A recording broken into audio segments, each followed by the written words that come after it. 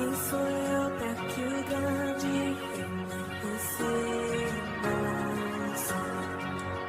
Programa Mães Amorosas. Programa de responsabilidade do Ministério de Mulheres Evangélicas de Caetité.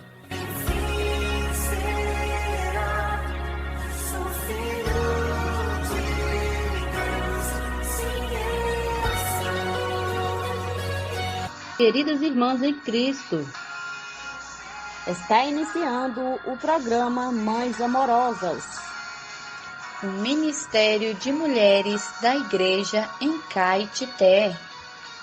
Este programa é feito com muito amor e carinho, especialmente para você.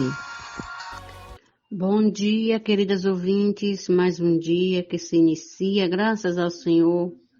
O nosso Deus é maravilhoso e nós temos o privilégio de acordar todos os dias na sua presença e ouvir o programa Mães Amorosas, ouvir a palavra do Senhor em primeiro lugar.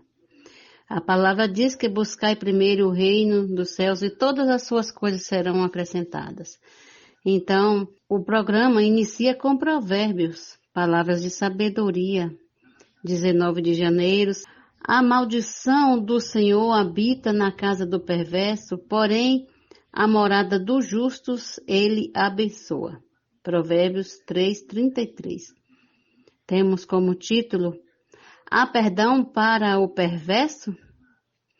O texto diz que a maldição do Senhor habita na casa do perverso. Mas quem é ser perverso? Salmos 10 diz que o perverso é aquele que cobiça e gaba-se de ser avarento. Além disso, ainda blasfema contra o Senhor. Ele vive em sua soberba, sem nenhum temor, pois em suas cogitações não há Deus. Mal sabe ele que o Senhor quebranta o braço do perverso e do malvado, esquadrinha-lhes a maldade, até nada mais acharem.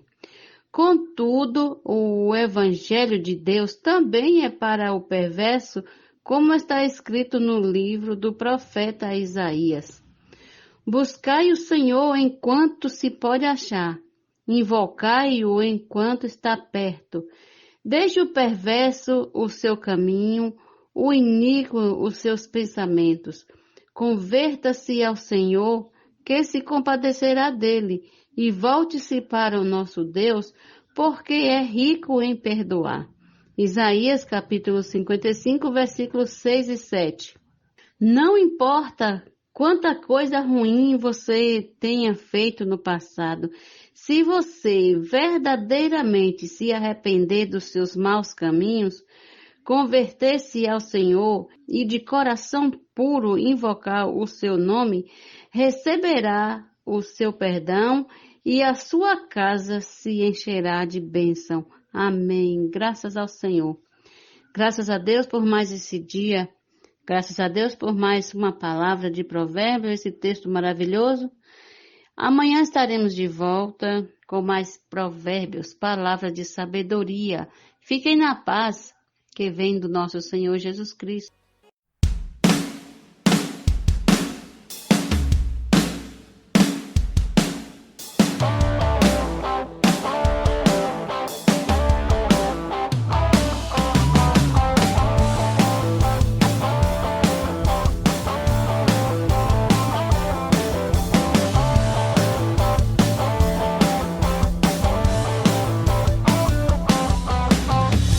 Final da nossa era e Deus nos dá direção. Sair, lutar, ganhar a terra, que grande comissão. Nem sol nem chuva irão nos deter, avançaremos sem nada temer. As portas quase se abalarão, vão tremer. Somos trabalhadores da última hora, servimos ao Rei dos Reis.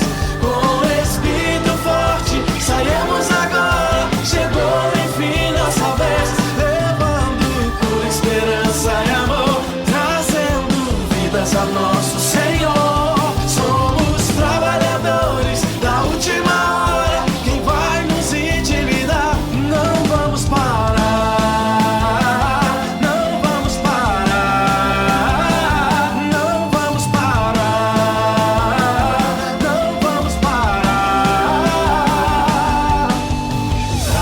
missão já foi nos dada, assim arde no coração.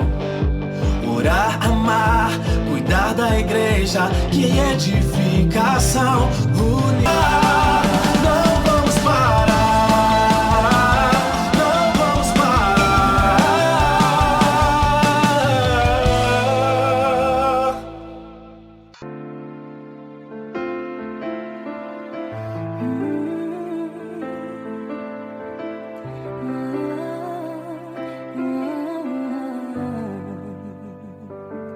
Tua sã palavra chove sobre mim e meu coração se abre para ti.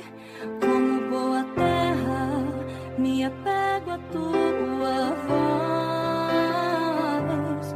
Medos, incertezas, tudo se desfaz quando as raízes se aprofundam mais.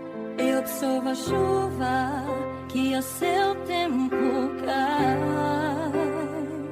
Como a chuva que rega a plantação.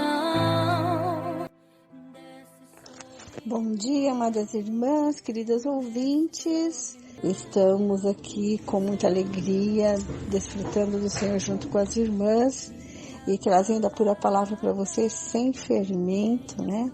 A palavra que é o pão asmo, que alimenta, que supre, que traz revelação, luz e traz vida. Esta palavra não é a letra morta, mas é a árvore da vida. Por onde ela passa, ela vivifica, né? Ó Senhor Jesus, que a palavra entre na tua casa nesta manhã, entre no seu coração nesta manhã. E assim ela vai estar também na sua casa, no seu trabalho, por onde quer que você passar. Essa palavra tem o poder de transmitir vida. Amém? Então, vamos buscar o Senhor com esse objetivo, não trazer só conhecimento para a nossa mente, mas trazer vida para o nosso espírito, né? E essa fonte que está dentro de nós pode jorrar para outras pessoas, né? Essa fonte tem um manancial profundo, nunca seca, porque a fonte dessa água é o próprio Deus triuno. O rio é Jesus Cristo, né? Que veio até você através dos 4 braços desse rio e te alcançou. A fonte que jorra é o Espírito Santo que entrou em você como água viva e agora ele jorra de você para outras pessoas. Amém? Você vê a importância da pregação do Evangelho aí, né? Se você fechar a boca, você fecha a fonte. Então, tem que levar as boas novas, falar essa palavra viva para outras pessoas e assim o Evangelho é pregado, a sede das pessoas é saciada e você está servindo o Senhor com essa fonte que nunca vai secar. Amém? Nesses tempos finais, esse rio tem que jorrar de nós para alcançar muitas e muitas pessoas. E para isso, o nível da água tem que aumentar. Isso significa que o nosso desfrute da palavra, na oração, invocando o nome do Senhor, tem que se intensificar, né? Porque o Senhor tem pressa. Ontem eu comentei com vocês que está passando muito rápido a hora, né? Por isso, porque o tempo está passando tão rápido, nós também temos que aumentar a correnteza desse rio para alcançar para outras pessoas, né? Então nós agradecemos ao Senhor pelo programa Mais Amorosas e também pela Rádio Net, que proporciona a nós que esse programa seja ouvido em toda a terra. Agradecemos ao Senhor por estarmos nesses tempos finais, sendo um vaso útil nas tuas mãos, amém?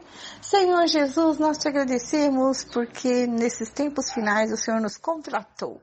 Somos as trabalhadoras da última hora. Nós vamos trabalhar só 1 hora, mas o serviço vai ser intensificado, porque o Senhor nos preparou para esse tempo final e nos deu agilidade. E a sua vida em nós tem estimulado a prosseguir. E nesses tempos finais, o Senhor tem intensificado a nossa busca para agilizar o nosso serviço, para atender a demanda, alcançar pessoas. O Senhor nos preparou ferramentas maravilhosas. A colportagem, o expolivro, os comportores estão em toda a terra, servindo ao Senhor com alegria, orando pelas pessoas, levando o Evangelho a todas as nações. Quando o Senhor voltar, vai nos achar fazendo assim, levando o Evangelho para as pessoas. Senhor, nós te agradecemos por tão grande privilégio. O fluir da graça traz a verdade. E aos poucos, ele vai preenchendo todos os nossos vazios, né? Toda a vaidade, a ambição, a inveja, a mentira, a ilusão. Todas essas coisas que estão dentro de nós, que são iniquidades. Toda a aparência de espiritualidade, né? Toda a religiosidade. Cristo, como a verdade, vai enchendo todos esses buracos do nosso viver. O nosso comportamento, a nossa conduta mudam, porque Cristo nos enche e aí somos cheios de realidade. E Ele nos enche com o amor dEle. Ele nos enche com a sua luz, porque Ele é luz. Quando nos enchemos do Espírito, nós falamos a palavra entre nós, nós imergimos nessa água da vida. E dia após dia, o nosso viver, o nosso serviço é transformado. Quem vive nesse rio da graça tem um viver diferente. Um viver da graça, ele é cheio de verdade, cheio de amor, cheio de luz. E tudo isso vem por meio do Espírito. E o Espírito já está em você. Basta exercitá-lo. Amém? Ó Senhor Jesus! Invocar o Senhor é um meio de trazer essa água para saciar a sua sede. Amém? Ó Senhor Jesus! Aleluia! Obrigada, Senhor, por mais esse programa, Mães Amorosas, nesta sexta-feira. Abençoa as nossas queridas irmãs, que nós possamos prosseguir até o dia final, servindo ao Senhor com alegria, dinamismo, entusiasmo e muita, muita vida para levar para as pessoas. Aleluia! Estamos iniciando a nossa leitura bíblica de hoje. Sexta-feira, dia 19 de janeiro de 2024, nós vamos ler Gênesis, capítulo 39, do versículo 1 até o capítulo 41, versículo 15. Já abriu o coração? Agora abra a sua Bíblia. Vamos lá. Capítulos 38 até o capítulo 41, versículo 15. Judá e Tamar, capítulo 38, versículo 1. Aconteceu por esse tempo que Judá se afastou de seus irmãos e se hospedou na casa de um adulamita chamado Ira.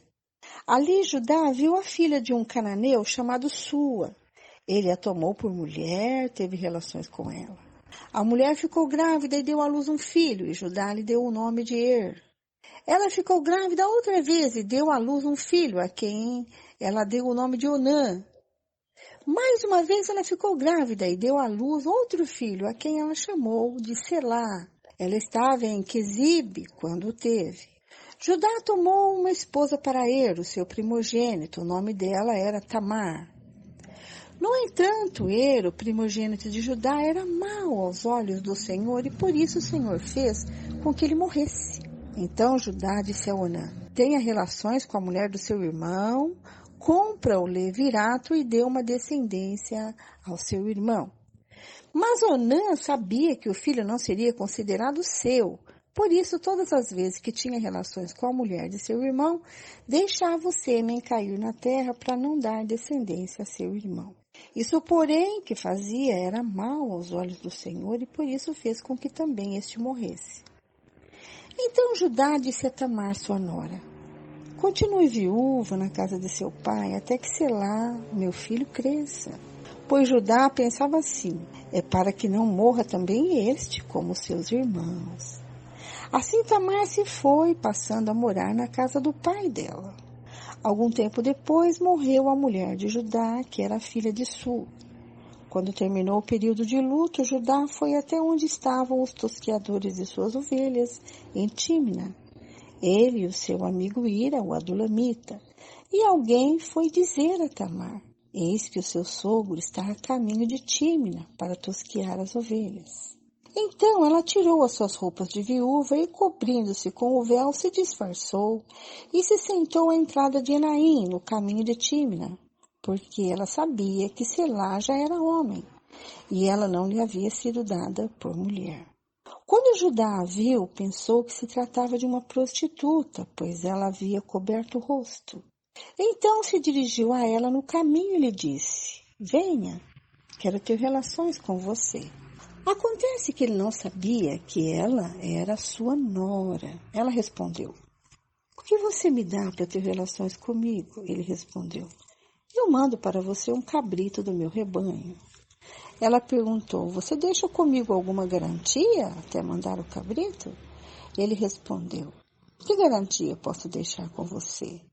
Ela disse: o seu selo, o seu cordão e o cajado que você tem na mão. Ele lhe deu os objetos, teve relações com ela e ela ficou grávida dele. Tamar se levantou e foi embora. Tirou o véu e pôs outra vez as suas roupas de viúva. Judá enviou o cabrito por meio do adulamita, seu amigo, para reaver a garantia que tinha deixado com a mulher, mas ele não a encontrou. Então o amigo de Judá perguntou aos homens daquele lugar: onde está a prostituta cultual que costumava ficar junto ao caminho de Enaim? Responderam: aqui não havia nenhuma prostituta cultual. Ele voltou a Judá e disse: não encontrei a mulher, e além disso, os homens do lugar me disseram que lá nunca houve nenhuma prostituta cultual. Judá respondeu: que ela fique com aquelas coisas para si, para que não venhamos a passar vergonha. Eis que mandei o cabrito, mas você não encontrou a mulher. Passados quase 3 meses, foram dizer a Judá: a sua nora Tamar se prostituiu, pois está grávida. Ao que Judá respondeu: traga-no para fora, para que seja queimada. Quando a estavam trazendo para fora, ela mandou dizer ao sogro: eu estou grávida do homem a quem pertencem estas coisas. E disse mais: veja se reconhece de quem é este selo, este cordão e este cajado. Judá os reconheceu e disse: ela é mais justa do que eu, porque não a dei a Selá, meu filho. E nunca mais teve relações com ela. E aconteceu que, estando ela para dar à luz, havia gêmeos no seu ventre. Ao nascerem, um pôs a mão para fora e a parteira, tomando-a, amarrou nela um fio vermelho, dizendo: este saiu primeiro. Mas, recolhendo ele a mão, o outro nasceu primeiro, e a parteira disse: como você rompeu a saída? E lhe deram o nome de Pérez. Depois nasceu o irmão, em cuja mão estava o fio vermelho, e lhe deram o nome de Zera. José na casa de Potifar, capítulo 39, versículo 1. José foi levado para o Egito, e Potifar, oficial de Faraó, comandante da guarda egípcio, comprou-o dos ismaelitas que o tinham levado para lá. O Senhor Deus estava com José, que veio a ser homem próspero, e estava na casa de seu dono egípcio. Potifar viu que o Senhor estava com José e que tudo o que ele fazia, o Senhor prosperava em suas mãos. Assim, José achou favor diante dos olhos do seu dono e o servia. E ele pôs José por mordomo da sua casa e lhe passou às mãos tudo o que tinha. E desde que Potifar o fez mordomo da sua casa, o encarregado de tudo que tinha, o Senhor abençoou a casa do egípcio por causa de José. A bênção do Senhor estava sobre tudo que tinha, tanto em casa como no campo. Potifar confiou tudo que tinha às mãos de José, de maneira que não se preocupava com nada, a não ser com o pão que comia. José tinha um belo porte e boa aparência. Assim, depois de algum tempo, a mulher de Potifar pôs os olhos em José e lhe disse: venha para a cama comigo. Ele, porém, recusou e disse à mulher do seu dono: escute, o meu senhor não se preocupa com nada do que existe nesta casa, porque eu estou aqui. Tudo o que tem, ele passou às minhas mãos. Não há ninguém nesta casa que esteja acima de mim. Ele não me vedou nada, a não ser a senhora, porque é a mulher dele. Como, pois, cometeria eu tamanha maldade e pecaria contra Deus? Ela falava com José todos os dias, mas ele não lhe dava ouvidos, recusando-se a ir para a cama com ela e a ficar perto dela. Aconteceu, porém, que certo dia José entrou na casa para fazer o seu serviço e ninguém dos de casa se achava presente. Então, ela o pegou pela roupa e lhe disse: venha para a cama comigo. Ele, porém, deixando a roupa nas mãos dela, saiu, fugindo para fora. Quando notou que José tinha fugido para fora, mas havia deixado a roupa nas mãos dela, chamou pelos homens da sua casa e lhes disse: vejam, meu marido nos trouxe este hebreu para nos humilhar.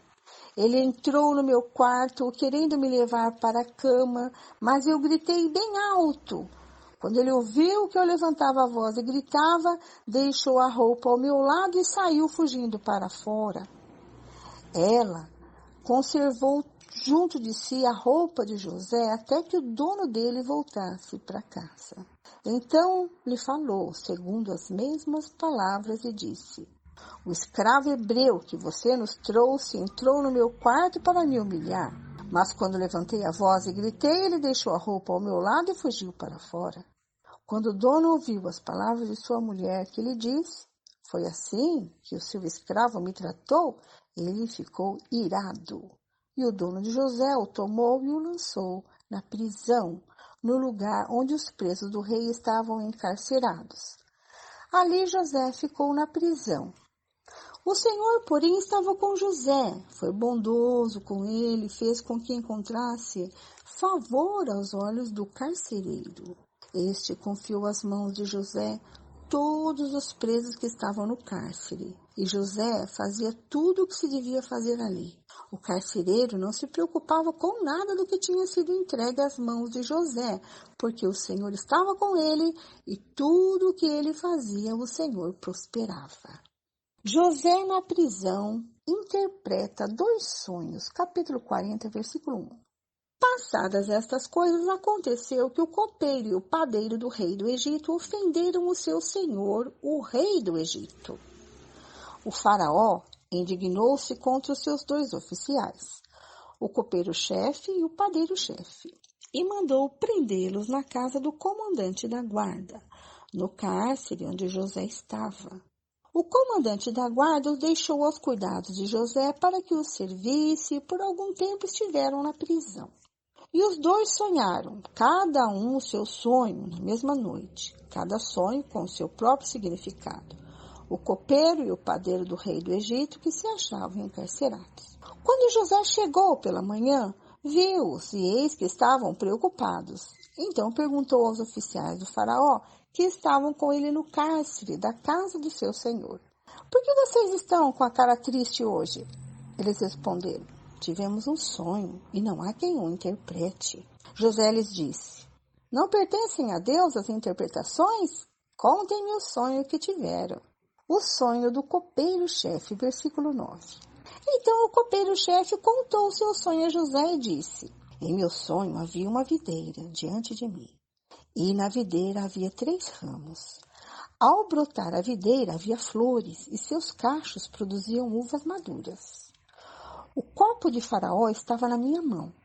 Peguei as uvas e as espremi no copo de Faraó e o entreguei a Faraó.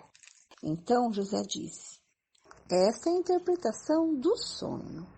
Os 3 ramos são 3 dias. Dentro de 3 dias, Faraó vai reabilitar você e reintegrá-lo no seu cargo. E você lhe dará o copo na mão dele, segundo o costume antigo, quando era seu copeiro. Porém, lembre-se de mim quando tudo lhe correr bem. Peço que você seja bondoso para comigo e fale a meu respeito com Faraó e me tire dessa prisão. Porque de fato eu fui roubado da terra dos hebreus e aqui nada fiz. para que me pusesse nesta masmorra. O sonho do padeiro-chefe, versículo 16. Vendo o padeiro-chefe que a interpretação era boa, disse a José: eu também sonhei, e eis que 3 cestos de pão branco estavam sobre a minha cabeça. No cesto mais alto havia todo tipo de comida que um padeiro faz para o faraó. E as aves comiam do cesto que estava sobre a minha cabeça. Então José disse: esta é a interpretação do sonho. Os 3 cestos são 3 dias. Dentro de 3 dias, Faraó vai mandar cortar a sua cabeça e pendurá-la numa árvore, e as aves comerão a sua carne. No 3º dia, que era aniversário do nascimento de Faraó, ele deu um banquete a todos os seus servos. E no meio destes, reabilitou o copeiro-chefe e condenou o padeiro-chefe.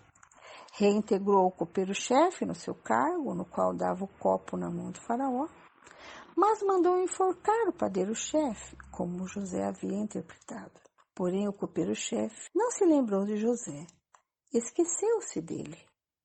José interpreta o sonho de Faraó, capítulo 41, versículo 1.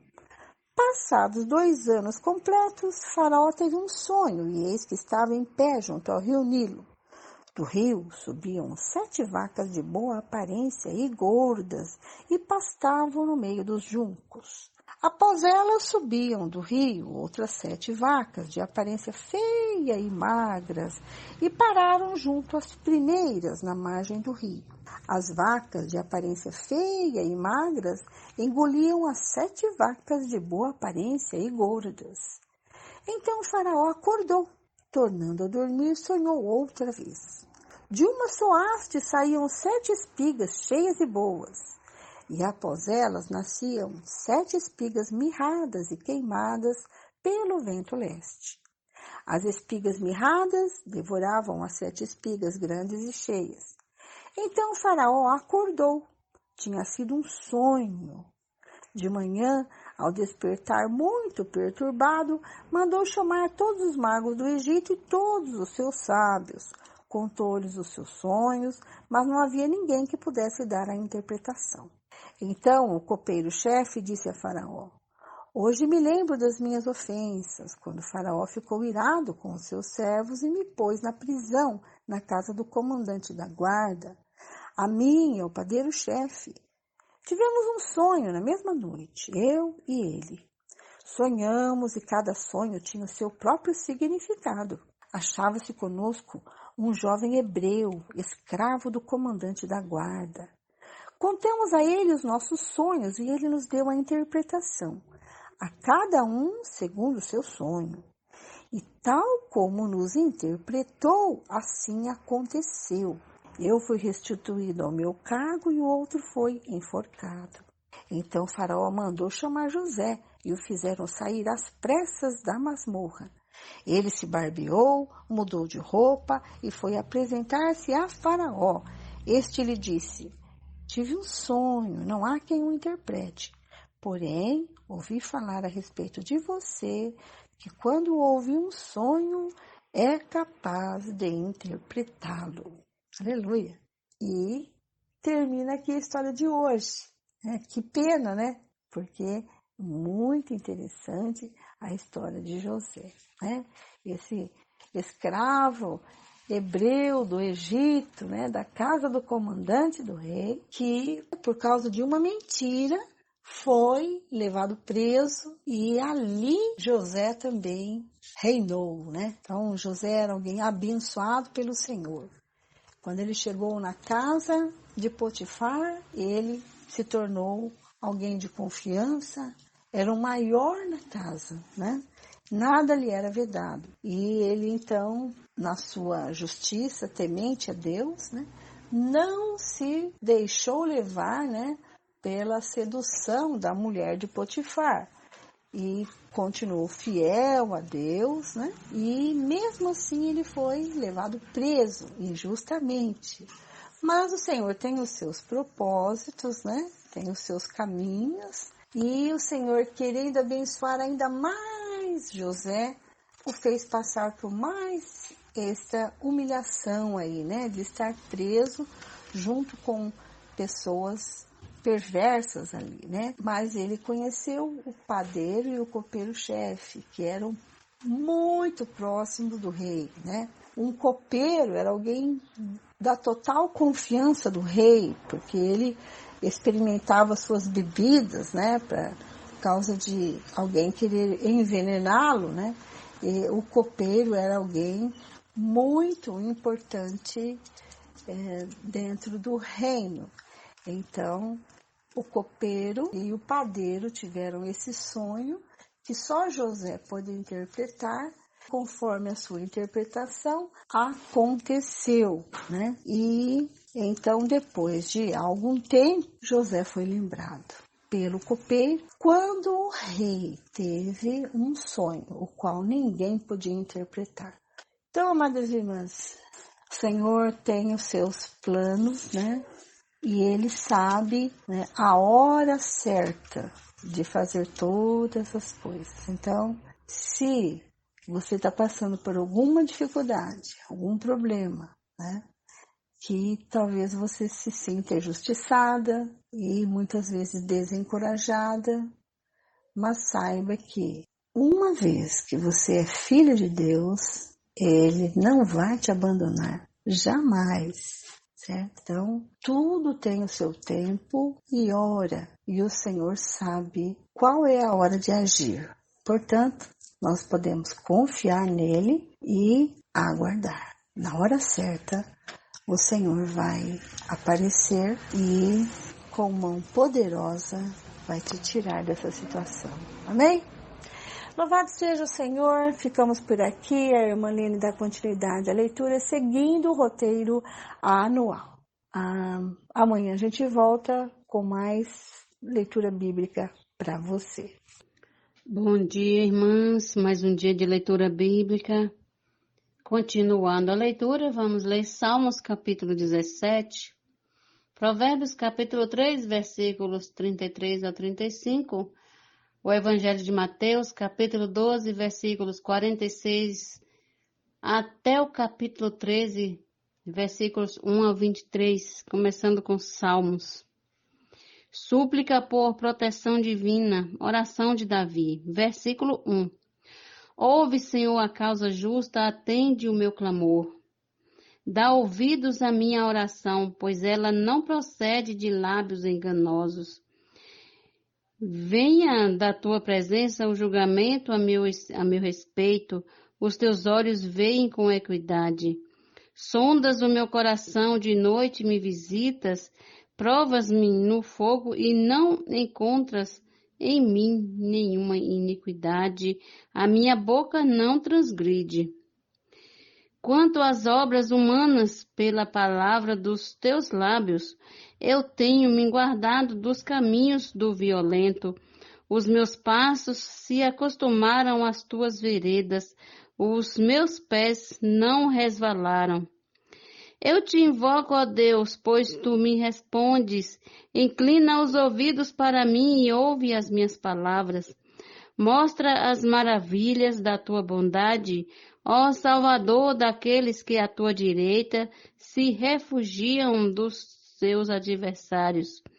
Guarda-me como a menina dos olhos, esconde-me à sombra das tuas asas. Protege-me dos perversos que me oprimem, dos inimigos que me assediam de morte. Insensíveis, eles cerram o coração e falam com lábios insolentes, andam agora cercando os nossos passos e fixam em nós os olhos para nos derrubar. Parecem-se com o leão ávido por sua presa, ou o leãozinho que espreita de emboscada. Levanta-te, Senhor, enfrenta-os e arrasa-os. Com a tua espada, livra a minha alma do ímpio. Com a tua mão, Senhor, livra-me dos homens deste mundo, cuja porção é desta vida, e cujo ventre tu enches com os teus tesouros, os quais se fartam de filhos, e os que lhes sobra deixam aos seus pequeninos. Eu, porém, na justiça contemplarei a tua face. Quando acordar, me satisfarei com a tua semelhança.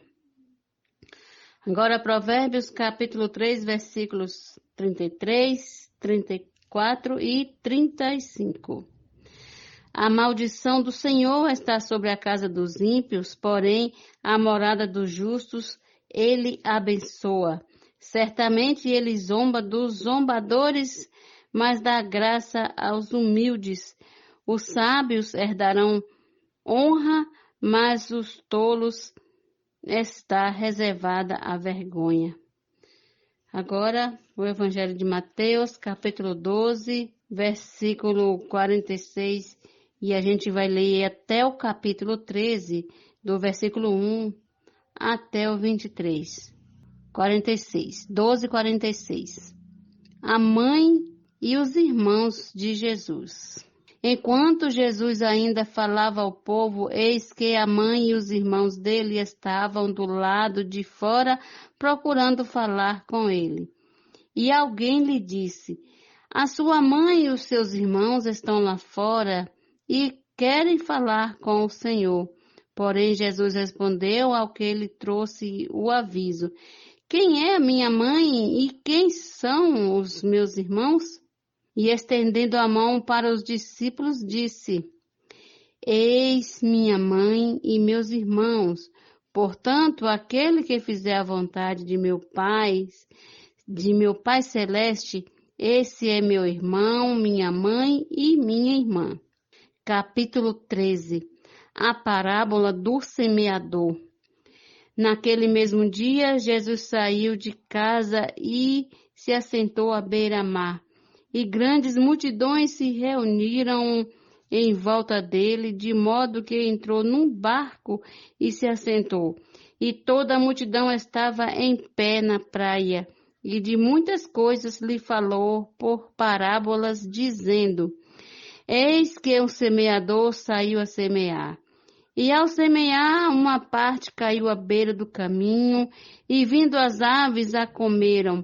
Outra parte caiu em solo rochoso, onde a terra era pouca, e logo nasceu, visto não ser profunda a terra.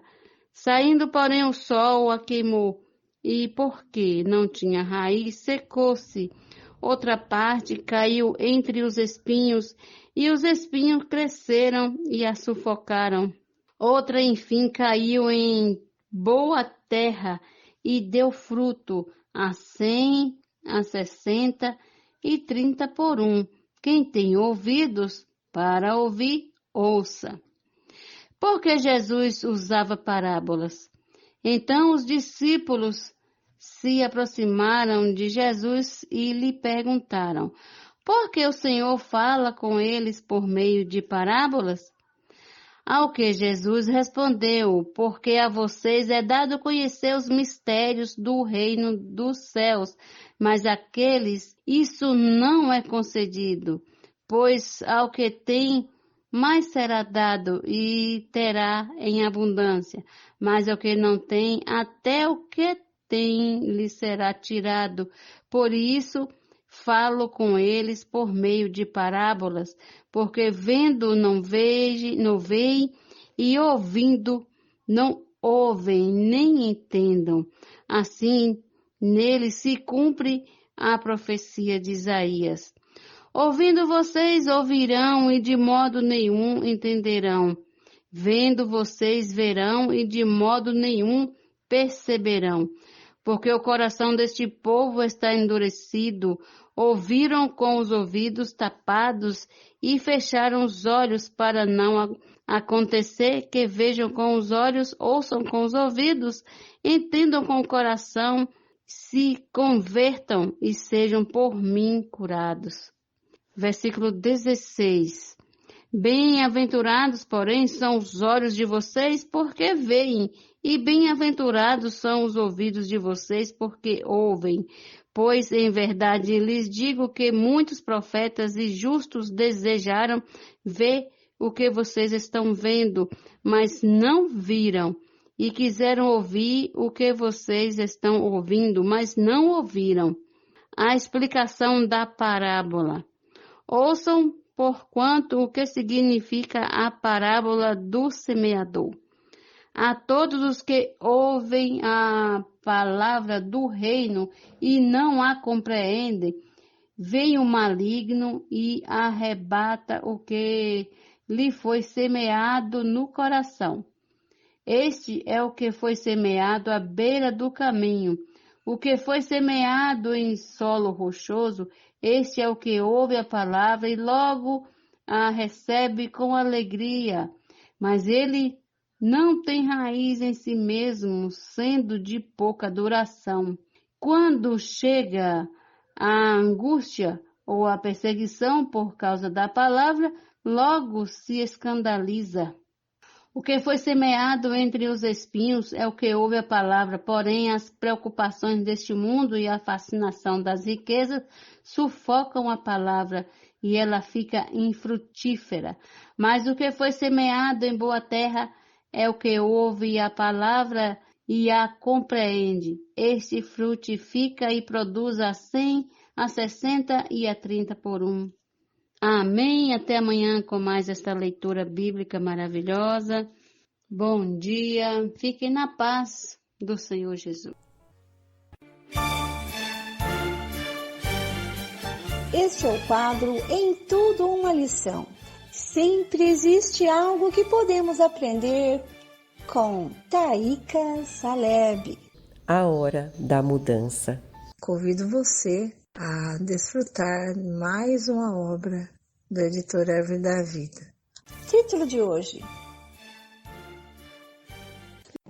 A última semana de Daniel 9 e o arrebatamento dos vencedores.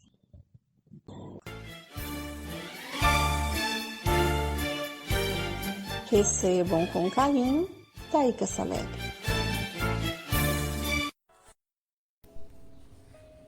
De acordo com a profecia das 70 semanas determinada sobre o povo de Israel no capítulo 9 de Daniel, cremos que Deus interrompeu a contagem do tempo quando Cristo foi crucificado. Assim começou a era da igreja, a era da graça. Esse é o período em que a igreja foi gerada e está sendo edificada. São poucos os que têm essa percepção. Houve uma fase em que a igreja podia ser comparada a um grão de mostarda, uma hortaliça comum de pequeno porte. Depois se tornou uma grande árvore, engrandecendo-se e ganhando força política, econômica e autoridade secular. A igreja, porém, não deve ter envolvimento com as coisas deste mundo, nem buscar reconhecimento algum, assim como a igreja em Filadélfia mencionada em Apocalipse 3, que tinha pouca força, isto é, não possuía poder político nem econômico na terra. Contudo, é essa igreja, composta de vencedores, que trará o Senhor de volta. Aleluia! A última semana descrita em Daniel 9, que diz respeito à história de Israel, interrompida desde o começo da era da igreja, terá início quando uma figura política muito influente, o Anticristo, firmar um grande trato de paz envolvendo Israel e autorizar a reconstrução do templo em Jerusalém. Contudo, no meio dessa semana, após os primeiros 3 anos e meio, esse acordo será quebrado. Então a figura maligna do Anticristo se revelará e começará a grande tribulação, período em que os cristãos serão perseguidos, maltratados e mortos, pois não se curvarão à imagem do Anticristo e não receberão a marca da besta na fronte e na mão.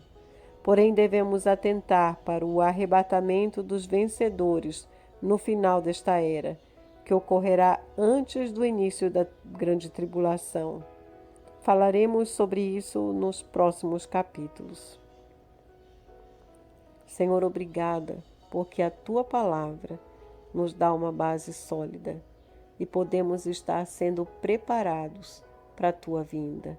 Queremos ser esses vencedores que são arrebatados com o Senhor. Senhor, muito obrigada, porque a Tua palavra norteia o nosso viver. Ó Senhor Jesus. Esse texto foi extraído do livro A Hora da Mudança. Posso orar por você, por sua vida, por sua família. Somos mulheres de oração. Posso orar por você? Estamos recebendo no nosso programa a nossa querida irmã intercessora Terezinha Soares dos Santos. Seja bem-vinda, amada irmã. Ó Senhor Jesus, agradecemos a Ti, Senhor, por mais este dia que o Senhor está nos concedendo. Agradecemos, Senhor, pela vida de cada um de nós. Senhor Jesus, quero nesta manhã interceder em favor de cada ouvinte, com base no Teu poder, na Sua autoridade. Ó Senhor Jesus, em tudo que Tu és. O Senhor é o nosso eu sou. O Senhor é tudo que necessitamos. Senhor Jesus, interceda em favor de cada lar, de cada família, cada ouvinte que está acompanhando, ouvindo essa programação, ouvindo essa palavra que está sendo transmitida durante toda a semana, para que estejam ganhando luz e vida, que toda condição trevosa há de ser banida, que a luz do Senhor Jesus há de ocupar esse espaço vazio. Ó Senhor Jesus, abençoa a saúde física e espiritual de cada ouvinte, que o Senhor esteja crescendo em cada um dos seus ouvintes, para que todos nós possamos amadurecer, estar aptos para um dia poder encontrar com o Senhor, reinar com o Senhor no mundo que há de vir. Senhor Jesus, não olhe, Senhor, para nossas fraquezas, para nossas limitações, mas olha para o Teu Cristo que precisa ser formado dentro de cada um de nós. Que essa é a vontade do Senhor, que todo homem seja salvo, chegue ao pleno conhecimento da verdade. E a Tua palavra é a verdade. O próprio Senhor nos diz: eu sou o caminho, a verdade e a vida. E ninguém vem ao Pai a não ser por mim. Por isso, queremos pedir ao Senhor que vá diante do Pai como nosso único intercessor e interceda em favor de cada ouvinte, em favor de cada um de nós. Ó Senhor Jesus, para que possamos alcançar as insondáveis riquezas de Cristo, possamos ser herdeiros das Suas bênçãos, porque é o que nós escolhemos para nós, as bênçãos, e não a maldição, mas as bênçãos do Senhor. Amém. Louvado seja o Senhor.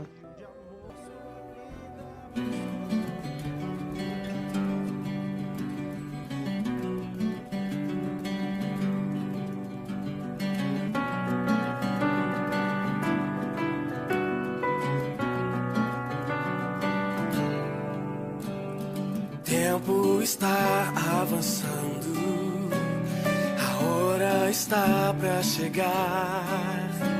Sentimos que Ele está vindo para o curso da história mudar. Sinais, profecias confirmam, Deus faz sua obra cumprir. Busquemos estar preparados para a luta que vem a seguir. Nenhuma vitória vem sem coragem, sem fé e sem dedicação. Por Deus escolhidos e separados, urgente é a nossa missão. Tão urgente é a nossa missão. Mensageiros do Evangelho, geração final, defensores da verdade na batalha contra o mal. Mensageiros do Evangelho, geração final, defensores da verdade na batalha contra o mal. Com quem mais Deus pode contar? Somos sua igreja e lar. Somos nós, o seu batalhão.